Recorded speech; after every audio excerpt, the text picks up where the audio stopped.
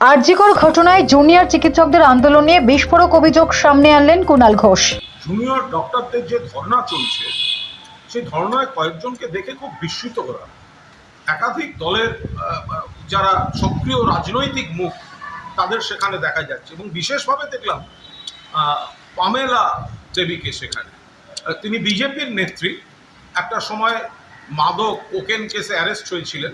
আমি কেসের আপডেট নিয়ে উনি দোষী না পরে তিনি কেস থেকে বেরিয়ে যান আমি এর মধ্যে যাচ্ছি না, ওনার কেস নিয়ে কথা বলা আমার উদ্দেশ্য না। আমার বক্তব্য দেখলাম সেই পামেলা দেবীও ওখানে বসে হাততালি দিচ্ছেন, স্লোগান দিচ্ছেন এবং বিপুল জিনিসপত্র নিয়ে গেছেন, সেগুলো দিচ্ছেন।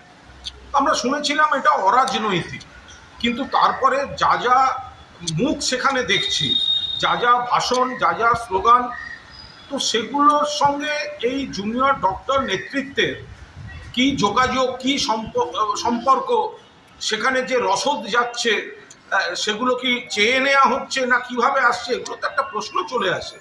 মূল যে কারণে জুনিয়র ডক্টরদের আন্দোলন, তাদের সহযোদ্ধা যে তরুণীর ধর্ষণ এবং খুন, তার ন্যায় বিচারের দাবিতে আমরাও সহমত।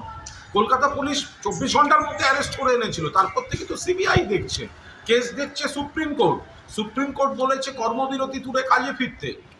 মুখ্যমন্ত্রী এবং রাজ্য সরকার আলোচনার দরজা খুলে বারবার চিঠি পাঠাচ্ছেন, কিন্তু কাদের বুদ্ধিতে, কাদের উস্কানিতে এই আলোচনাটা ইতিবাচকভাবে খোলা মনে জুনিয়র ডক্টররা সাড়া দিচ্ছেন না এবং তার ফলে গরিব মানুষ, লক্ষ লক্ষ মানুষ চিকিৎসায় হয়রানি হচ্ছে, মৃত্যু হচ্ছে। এই বিষয়টা তো একটা সকলে ভেবে দেখবেন নিশ্চয়ই।